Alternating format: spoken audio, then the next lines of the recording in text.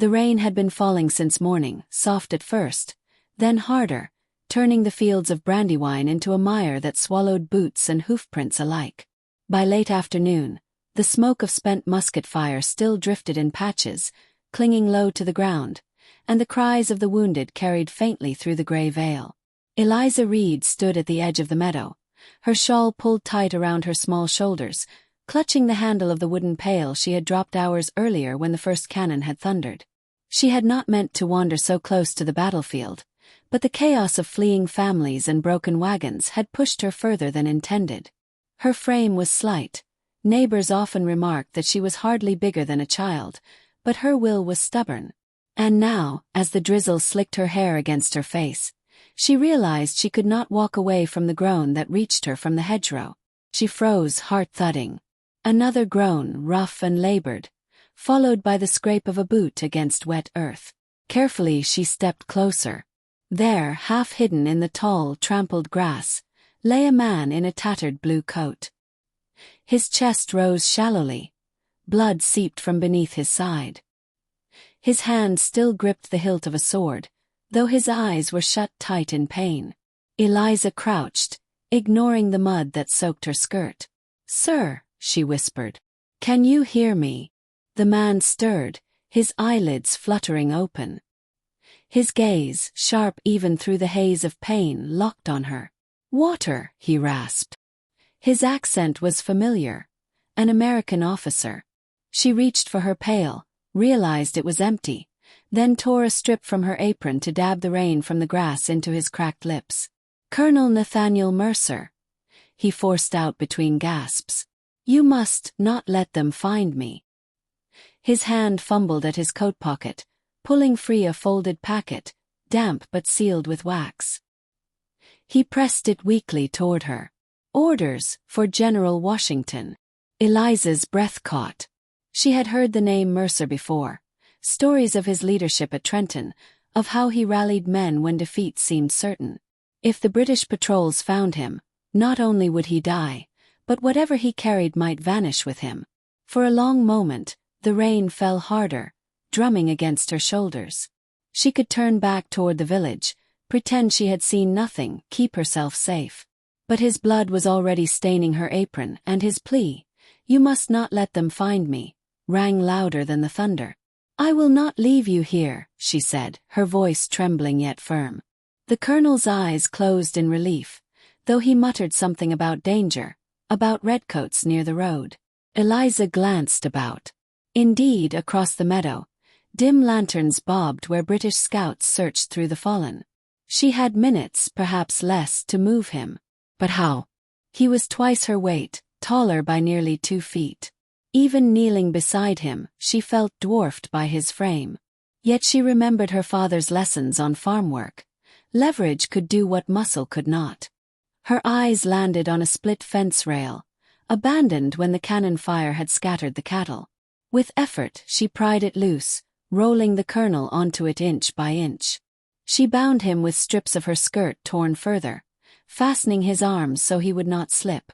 It was slow work, back-breaking, dragging the makeshift travois across the soaked earth. The rail caught in ruts. The colonel moaned, his head lolling. Each time she paused, she feared the lanterns would swing toward her. She kept low, using the hedgerow as cover, pulling with all her might until her arms burned. The mud sucked at her shoes, nearly yanking them off. Once, the packet of orders slipped from his pocket, and she scrambled on hands and knees to retrieve it, clutching it against her chest before tucking it safely into her bodice. When she finally reached the slope behind her own family's field, her breath came in ragged bursts. Her home lay just beyond the orchard, a modest frame house with a stone chimney. Smoke still curled from it. Her brother Jonah had likely kept the fire going. If she could just reach the back door. Hoofbeats pounded suddenly from the road above. She froze, pressing herself flat against the rail beside the colonel. Through the curtain of rain, she saw the silhouettes of 3 mounted soldiers. British dragoons, their coats bright even in the gloom. They dismounted, lanterns in hand, sweeping the ground. "Search every barn," one ordered. "The colonel must be near." Washington will not have him back. Eliza's pulse hammered. They were speaking of the very man at her feet. She dared not move. The lantern glow crept closer, catching the wet sheen of the grass. One soldier stooped, examining a set of tracks, her own, where she had dragged the colonel through the mud. Panic surged, but she forced it down. Think, she told herself. Chickens still roost by the coop near the orchard. She picked up a stone, flung it with all her might. It clattered against the wooden slats, sending the birds squawking into the night. The redcoats cursed, turning toward the noise. Their lanterns swung away, chasing feathers and confusion. Eliza seized the chance. She dragged Mercer's rail across the last stretch of orchard, bumping against roots and fallen apples, until she reached the shadow of the house. Jonah's voice called softly from the porch, alarmed. She hushed him with a gesture. Then he rushed to help, lifting the colonel's shoulders as they slid him through the door. Inside, the warmth of the hearth struck her, but she wasted no time. "Under the floor," she whispered to Jonah. Together they pulled back the rug, pried at the loose board their father had once shown them, a hiding place for grain during shortages. They lowered Mercer into the cavity, covering him with blankets to stifle his groans. As Eliza knelt, brushing damp hair from her face, she felt the weight of what she had chosen. This was no simple act of mercy. It was treason in British eyes, punishable by death. And already the sound of hooves had circled back. A knock rattled the door, sharp and commanding. Jonah stiffened. "Eliza!" She pressed a finger to her lips, then rose, heart hammering. The colonel lay hidden beneath her very feet, his secret orders tucked against her chest. She forced her face calm, opened the door to find the dripping figure of a British lieutenant standing there, lantern raised. "Good evening, miss," he said, eyes narrow. "We're searching every home." A wounded rebel officer was seen dragged from the field. "You wouldn't have happened to notice anything out of the ordinary?" Eliza swallowed, steadying herself. The boards creaked faintly beneath her feet, and the storm raged on outside. Eliza held the door with both hands so it wouldn't shudder in the wind. Rain hissed off the lieutenant's hat brim and ran in thin streams down his cheeks. He was not old, perhaps 30, with neat sideburns and a jaw set as if all softness had been filed from it. His lantern threw a hard circle of light over her face, then drifted past her shoulder, measuring the little room behind her. The hearth, the long table, the braided rug still skewed where she and Jonah had dragged it, the dark patch of wet near the door where her hem had dripped. "We've a wounded rebel gone off this way," he said. "Dragged, by the look of it." His gaze fell to the floorboards. "And your shoes are ruined with mud." Eliza forced a smile she did not feel. "Everyone's are tonight, sir. The roads are half river." He stepped inside without waiting for an invitation. 2 privates followed, water running off their coats and puddling on the threshold. They smelled of wet wool and powder. Jonah hovered near the hearth, trying to look like a boy with nothing to hide. Beneath their feet, one loose plank covered a shallow cavity where a man larger than both of them lay in pained silence. Eliza felt keenly every creak of the wood. "Lieutenant Henry Godfrey," the officer said, as if a name should ease the insult of his presence. "You are Eliza Reed." "My brother, Jonah." She kept her hands steady at her sides, though her fingers trembled. "Would you like to dry by the fire? The oven's on, I've bread baking." Godfrey's eyes flicked to the hearth. The kettle boiled in a low, grumbling way that masked small sounds. She had ordered Jonah to heap fresh wood on the fire the moment they'd gotten Mercer under the floor. The popping and settling of new logs helped hide the colonel's breath. "Bread," one of the privates muttered, surprising a longing from his cold face. "Another time," Godfrey said. He walked a slow circle, the lantern close to shelves and pegs, to hooks where aprons hung. His boots left clean, sharp prints in the tiny puddles their coats shed. The sight made Eliza's stomach twist, more marks on her floor to explain. He bent to study the rug. "Why is this askew?" "I tripped," Eliza said quickly, crossing to tug it straight. "I spilled wash water." Lye will burn if it sits. I hurried. She lifted the pail by the door, sloshed a little across the threshold, then set it down as if that had been her business when he came. Godfrey's mouth did not change, but something like interest moved behind his eyes. He knelt and pinched a dark thread from the rug's fringe. Blood, Eliza thought, and heat climbed from her chest to her jaw. It would be her own. She'd torn her skirt, scraped her shin hauling the kernel. But his eyes would not know whose it was. "Slaughter day?" he asked softly, standing. "Tomorrow," Jonah said, trying for casual and landing on shaky. "We keep a hog and 2 hens, sir." Godfrey turned the lantern toward the hearth. The fire spat. Eliza moved beside him and opened the oven with a cloth, releasing a wave of hot, yeasty air. 2 loaves browned inside, their crusts cracking. She had started them before the cannon. She thanked heaven for ordinary work left half done. "If I'd known you were coming, I'd have saved you a heel." The private with the hungry eyes swallowed, and Godfrey threw him a glance that put him back in line. "We'll have a look at your outbuildings," he said. His tone made both promise and warning of the words. "Sheds. Cellar too. We can do this the easy way." "There's nothing here but onions and a mouse," Eliza said. "Take care down the back steps, they're slick." He gestured, and one private swept toward the pantry door. The other paced the perimeter of the room, tapping walls. Godfrey remained in the center, lantern high, studying Eliza. "You're alone out here."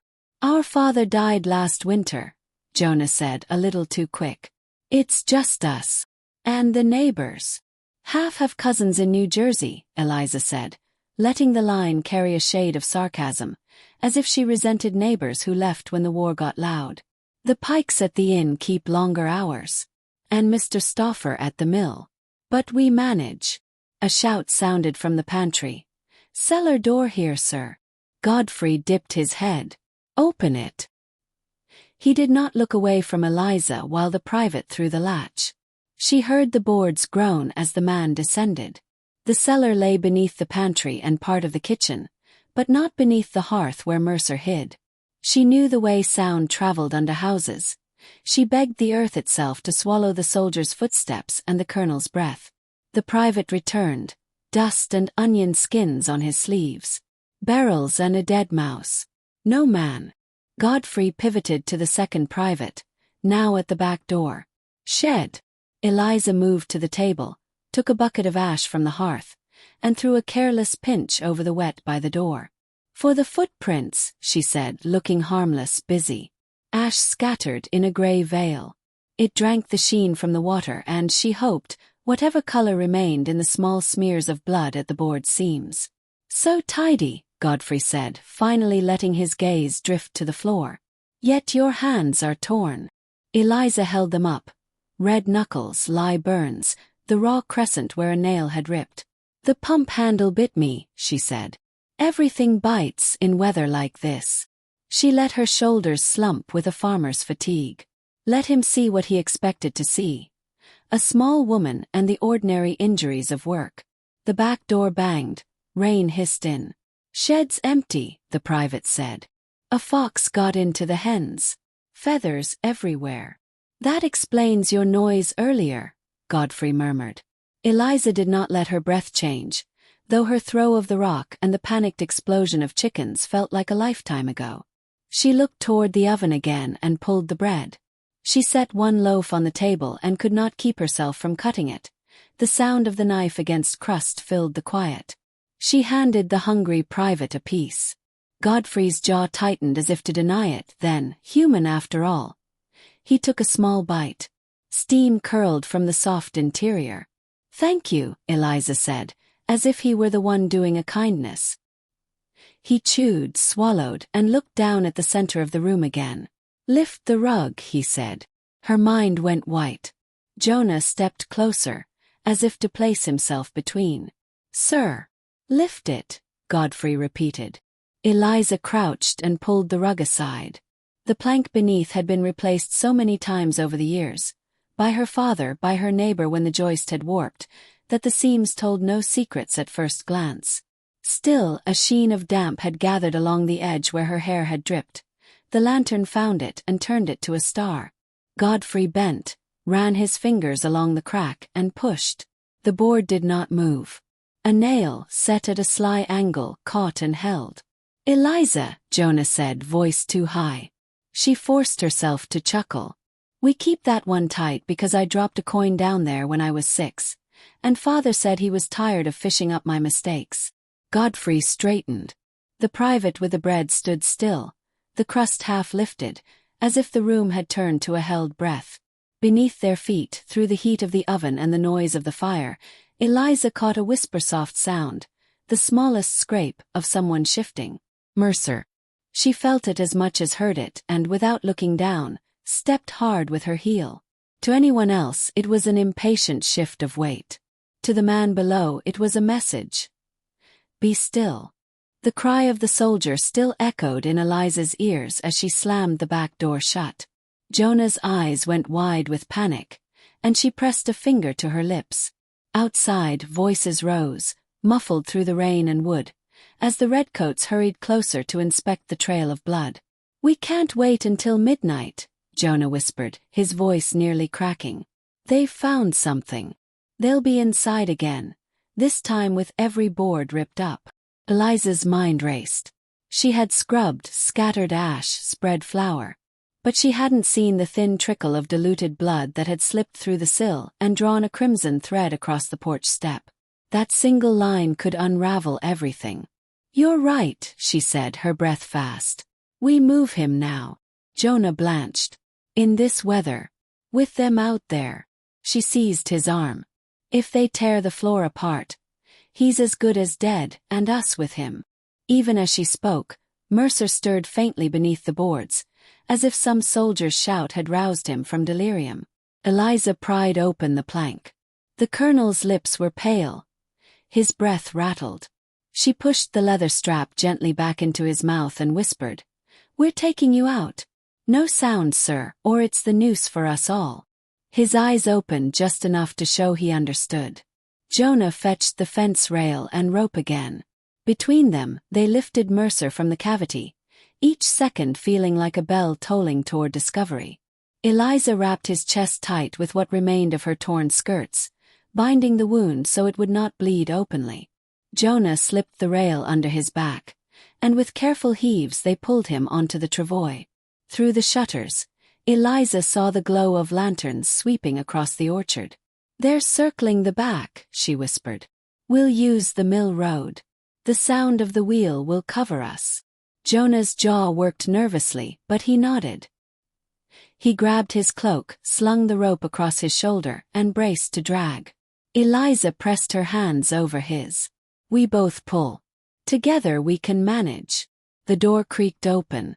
Cool air flooded in, carrying the smell of wet leaves and churned earth. The orchard loomed dark, its branches dripping like black fingers. The distant rush of water from the mill race gurgled through the night. They moved. The travois bumped over the threshold, dragging across packed dirt. Eliza winced at every scrape, sure the redcoats would hear. Lantern light flickered no more than 20 yards away, weaving between the trees.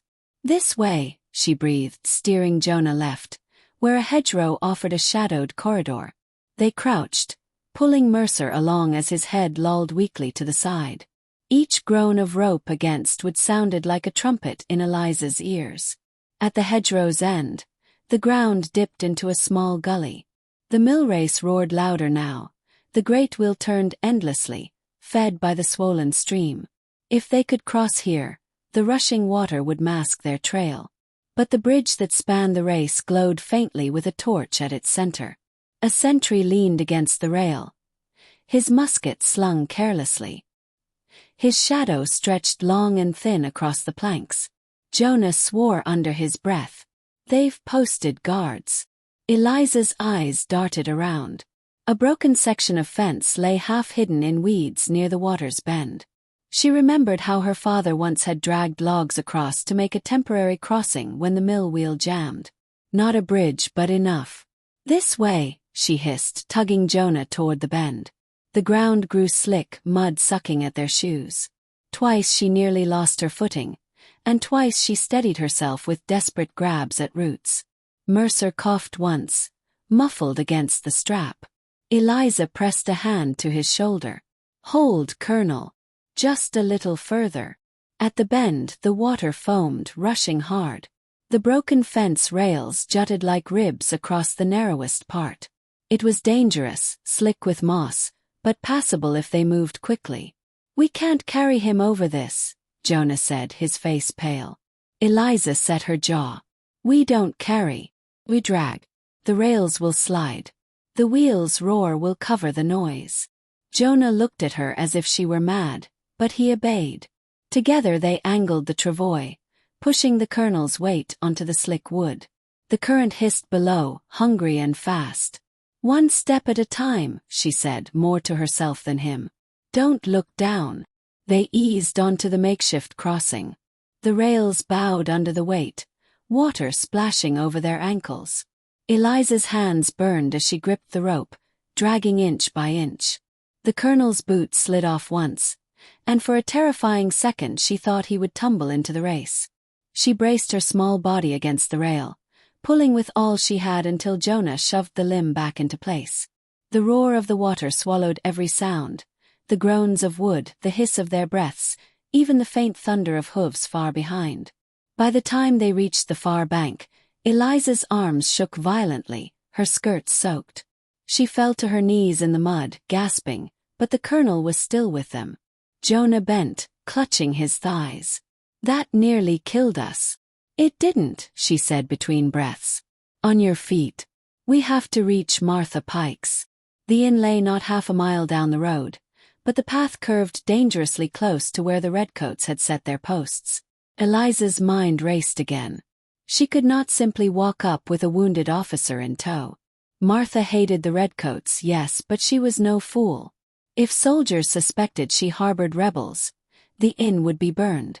Eliza adjusted her grip on the rope. "We'll skirt the orchard, then cut through the pasture behind the inn. She'll help us if she sees with her own eyes." Jonah shook his head. "You're mad. If they catch us out there." "They won't." She looked him dead in the eye.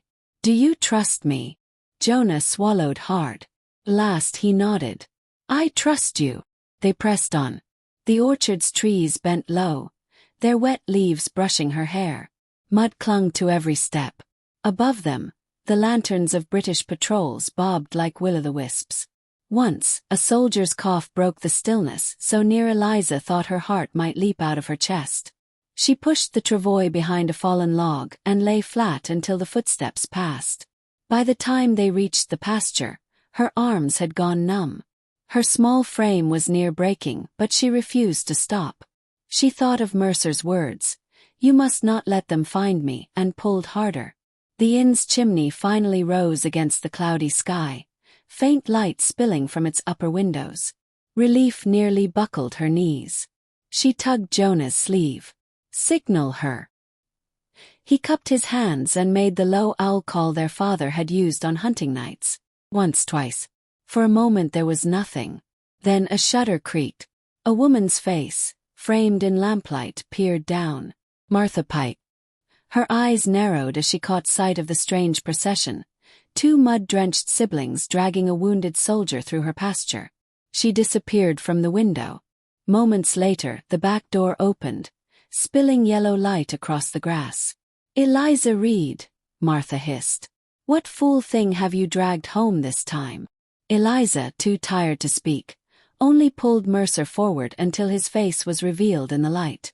Martha gasped, her hand flying to her mouth. "Mercer," she whispered. "By heaven, you've brought me the devil's prize." Eliza straightened, her voice hoarse but steady. "We need shelter. Just until we can get him to the surgeon. Please, Martha. If they find him, the war may be lost." The innkeeper glanced over her shoulder, fear flashing across her face. Inside, patrons murmured and laughed, unaware of the danger that had arrived at her doorstep. She closed the door halfway, torn. "Do you understand what you ask?" Martha whispered fiercely. "If they search and find him here, they'll hang me with you." Eliza met her gaze, unflinching. Then let it be on me. But help us now, or his blood and maybe our freedom will be on us all. For a long heartbeat, rain dripped from the eaves, the mill's roar muttered in the distance, and the redcoats' faint voices floated through the orchard. Finally Martha threw the door wide. Quickly then. Inside. Before the devil himself comes looking. As Eliza and Jonah hauled Mercer over the threshold, Eliza's whole body trembled with exhaustion and relief. But even as the warmth of the inn wrapped around her, a single thought chilled her. The lieutenant had seen enough at her house to stay suspicious. And if he traced the trail here, no roof, no fire, no friendly neighbor would keep them safe. Martha Pike's back room smelled of yeast, damp wool and fear. She slammed the door behind Eliza and Jonah and swept them toward the cellar stairs. "Down, quick," she hissed, lifting a trap behind the ale barrels. Lantern light slid over stone steps. "We'll lay him in the far corner by the salt cask. If any redcoat comes nosing, they'll drown in the stink before they find him." They bumped the travois down each stair, the rope burning Eliza's palms. Colonel Mercer's face gleamed with sweat, gray around the lips. When they reached the earthen floor, Martha rolled a cask aside with a strength every teamster knew she had and made a cradle of old sacking. "There," she said, tucking blankets tight. "I'll fetch spirits, clean cloth, and a man with a needle who won't ask the wrong questions." "Eliza," Jonah whispered, glancing toward the shuttered windows above, where muffled voices from the taproom rose and fell. "If the lieutenant comes." "He will," Eliza said. "So we will be ready." Martha leaned close, a spark of fierce pride in her eyes. "You've the look your mother wore when she pushed the oxen through flood. Stay with him. I'll send a boy for Dr. Carr. If he balks, tell him it's my knee again and a bottle in it." She gave a humorless laugh, then clattered up the stairs. The cellar settled into its low, cool hush. Eliza knelt and counted Mercer's breaths, timed their ragged pattern with her own. "Hold, sir," she murmured. "Dawn is an honest thing. We'll see it together." She pressed her ear to the floorboards above. Boots scuffed, a chair scraped. Ordinary noises, blessed ordinary. She eased the leather strap from Mercer's teeth and dribbled willow tea between his lips. He swallowed once, twice. Footsteps on the stairs brought Martha back, breathless, a squat man at her shoulder with a satchel under his cloak. Dr. Silas Carr smelled of horse and hard work.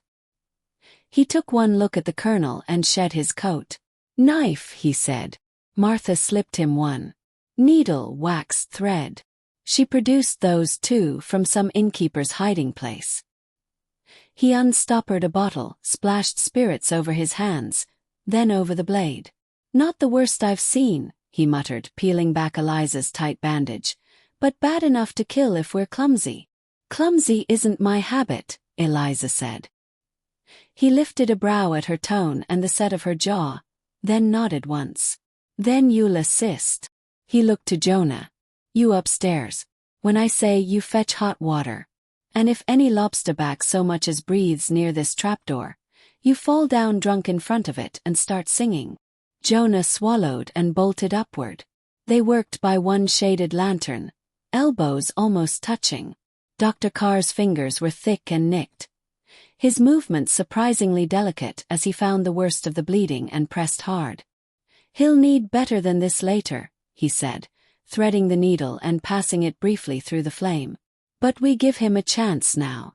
The colonel clenched. Eliza held his shoulder, whispering a cadence her mother had used at harvest when a mule had to be calmed. "Breathe," she told him. "Think of clean linen on a line. Think of a field after rain." Dr. Carr stitched with quick, sturdy bites. Eliza blotted, changed cloth, steadied the lantern. When the worst was done, the doctor bound the wound snug and poured a measure of watered spirits for pain. "No laudanum," he said. "I want his lungs awake." He watched Mercer swallow. "Good. You'll live, sir, if we can keep you from the hangman." "The orders," Eliza said, touching the bodice where the packet lay flattened against her skin. "They must move before dawn, before the lieutenant closes his hand." "Then you'll carry them," Dr. Carr said flatly. You know the lanes better than any farm boy. Martha, have you a cart that rattles less than a skeleton? Martha snorted. Not since the Crown took the best wheels for their own wagons. But I've 2 sacks of flour and a covered handcart for bread. She can pass for a baker's girl delivering loaves to the mill. No one looks twice at a woman with work in her hands. I'll go, Eliza said. Alone. Jonah reappeared, hair plastered damp to his forehead. I should. You'll stay, Eliza cut in, softer than her words. Keep watch with Martha. Keep the doctor covered if they return. Martha thrust a cloth bundle into Eliza's arms. 2 coarse loaves for Waite, a corner-stained apron for Story. You head for Stauffer's Mill, then the Meeting House Road. There's a militia picket at the old beaches. Ask for Lieutenant Hale. He knows my face. Say the packet goes to the main.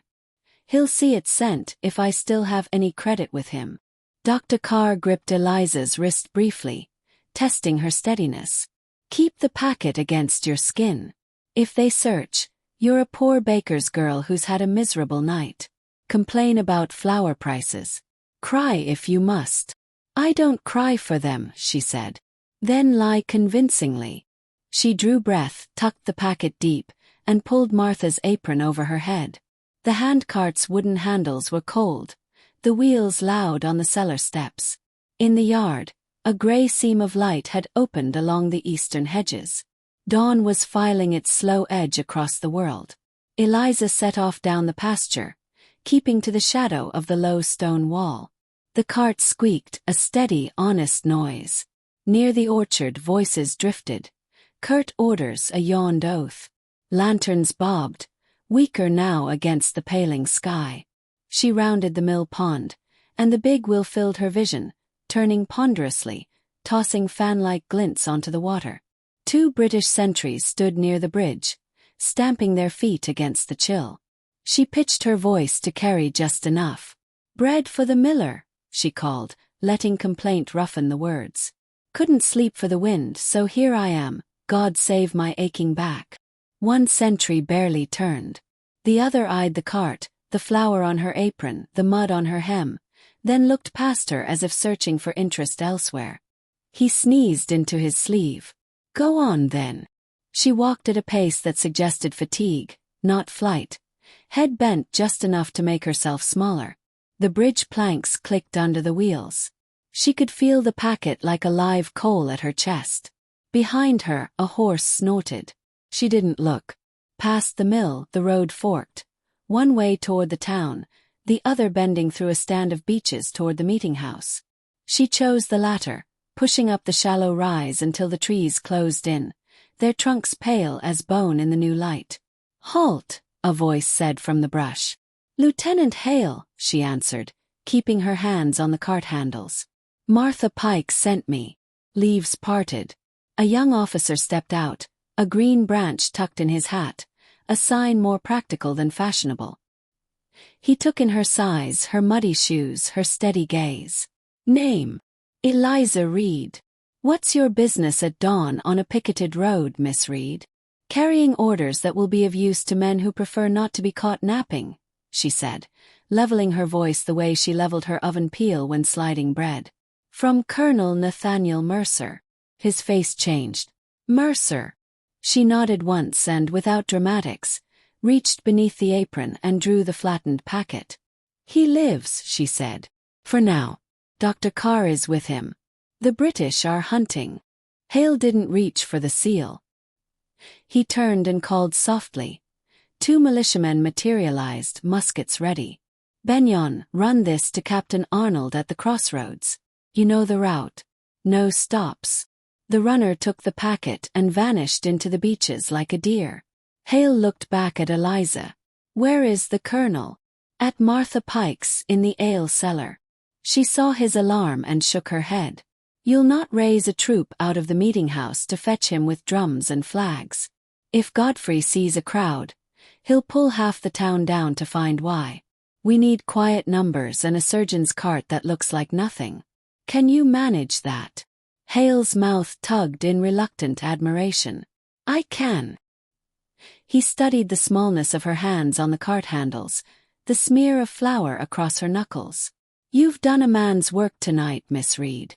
"I've done a woman's work," she said. "Now do yours." He sent one man to wake the local warden who kept a plain farm cart, and another to rouse 3 dependable older men known for mines before muskets. "No uniforms," he ordered. "No flags. We're moving a barrel of spoiled ale to the ditch, if anyone asks." Eliza turned the cart back toward the inn. The sun's rim showed, thin as a coin, staining the pond with a weak gold. At the inn yard she stowed the bread and slipped to the back door. Inside, the taproom crackled with early fire. A few farmers huddled over coffee. Martha's face appeared from the kitchen, her brow like iron until she saw Eliza's eyes and the minus weight at her breast where the packet had been. "Gone," Eliza whispered. "Hale has it." Martha let out a breath that bent her at the middle. "Good. Now for the man." They were halfway to the back when the front door swung wide. Lieutenant Henry Godfrey stepped in, rain-dark coat shed for a clean one, suspicion washed and pressed. He scanned the room as if it were a page he'd already read but meant to memorize. 2 redcoats flanked him. When his gaze settled on Eliza, faint satisfaction kindled. He hadn't expected her here and was pleased to find his sense of the world confirmed. "Miss Reed," he said as mild as milk, "I enjoyed your bread. I've come for more." His eyes slid past her shoulder toward the inn's hall, toward the corner where a trapdoor might lie beneath a rug. "And for a lookabout. There's a scent of treason in the morning air." Martha stepped between them, wiping her hands on a cloth. "Smells like yeast and spilled beer to me, Lieutenant. What else could an honest house smell of at dawn?" "Move aside, Mrs. Pike." She held her ground. "If you'll be searching, you'll do it polite. My patrons are men who rose before the sun to feed your army and their own families. I'll not have your boots on my table." He inclined his head, acknowledging the dance. Then he stepped left as if to exceed, and at the same moment the redcoat on Eliza's right slipped past for the hall. Eliza walked after him and took hold of the door latch first. "Allow me," she said, bright as any hostess. She opened to the corridor and led him toward the back, talking as she went. About prices, about flour, about the fox that had taken her hens, about how a woman might as well be shot as asked to bake in a war. Words turned into a fog to slow a man who thought with a blade. They reached the little room with the rug. The soldier's hand twitched. Eliza skated past him and bent, whisking the rug up herself as if eager to strip her own floor. Bare boards. Nothing to remark except neatness. Ash swept fine, wet scrubbed into dullness, flour dust from early kneading. She held the soldier's eye and let him see only what she offered. At the front the door opened again. A plain cart rattled in the yard, drawn by a mule with one ear torn. 2 thick-waisted men and an older farmer with their hats pulled low came in behind the lieutenant's shoulder, doffing caps with the slow insolence of men accustomed to not being moved by anyone in a bright coat. "Morning, Lieutenant," the older man said, voice dry as tinder. "Heard tell Mrs. Pike had a spoiled barrel that needs stitching. We're here to do the dirty work." Godfrey's eyes flicked, just a fraction, toward the back where the cellar door lay. The scent of ale drifted from the kitchen. Martha had appended a small cask and let it run to set a story in the air. The timing was a stitch pulled tight and true. "You'll wait," Godfrey said, uncertain whether to reach for prize or not betray his want. Uncertainty, Eliza knew, was a lever. She leaned on it. "Lieutenant," she said softly, stepping close enough that he had to choose between listening and pushing her aside. "You searched my house last night. You found bread and mud. If there were treason here, why would I lead you by the hand to it?" He watched her, suspicion and calculation fencing in his gaze. Beneath the conversation, the inn breathed. A spoon against a cup, the soft thud of a loaf on a board, men clearing their throats. Outside, a jay scolded from the hedge. From the rear hall came Dr. Carr's voice, harsh and ordinary. "Mind your elbows, you fools, or you'll smash the bung. I told you it was sour." Boots scrape. The trap lifted under a sack of moldy grain Martha had hauled up to ride atop a barrel. The men grunted with the slow, officious effort of labor done under an officer's eye. The cart creaked as weight settled. No one hurried. Hurrying made listeners. Godfrey stood very still and listened anyway. He was not a fool. He knew sound, and he knew the feel of a thing that was more than it pretended. His eyes cut back to Eliza. "You're small," he said quietly, as if confessing a private annoyance. "It vexes me that trouble so often comes in a size one almost ignores. It vexes me that men so often ignore what saves them," she said. He breathed out through his nose, a humorless ghost of a laugh. Then he stepped aside. "Very well. Take your rotten barrel. Tip it where it will do least harm." He turned to his men. "We'll walk the lane." He raised his voice for the room. "And if any of you see a rebel officer with more pride than sense, tell him Henry Godfrey is looking. I owe him a debt." The cart rolled. Eliza walked behind, palms flat on the rough staves, feeling through the wood the faintest tremor that was not mule or wheel, the tremor of a man enduring. Martha kept pace, cheerful venom on her tongue for anyone who admired the sunrise too near her yard. At the ditch by the far hedge, the men lowered the barrel with elaborate care. Dr. Carr crouched to fuss with the bung while the others formed a screen with their bodies. In that slit of cover, the barrel's top, cleverly loosened, lifted. A pale face and a pair of gray eyes, lucid now despite pain, met Eliza's. "Colonel," she whispered. "Dawn." He managed the smallest nod. Dr. Carr handed her the bung. "Push, girl." He snapped for the watching world, and she did, knocking the plug home. The men shouldered the barrel back onto the cart, now lighter by a man-sized measure, and turned it toward the beach road where Lieutenant Hale's picket waited invisible and ready. Eliza stood in the road while they went, the morning spreading full across the fields, washing hedges and fence lines into sharpness. Godfrey and his two redcoats walked the opposite verge, heads bent to the ground, to tracks that would soon be no tracks at all. "Miss Reed," he called across the ruts without looking up. "If I find your coin in my pocket someday, I'll return it." She didn't pretend not to understand. "I don't drop coins," she said. "I spend them." He smiled without warmth and moved on. By full morning, the cart had vanished into the beeches, the inn's door had closed on its secrets, and Eliza's legs trembled with the slow recoil of danger. In the kitchen, Martha cut a slice of the second loaf and pressed it into Eliza's hand. "Eat," she ordered. "You can fall down after." Eliza chewed and tasted absolutely nothing.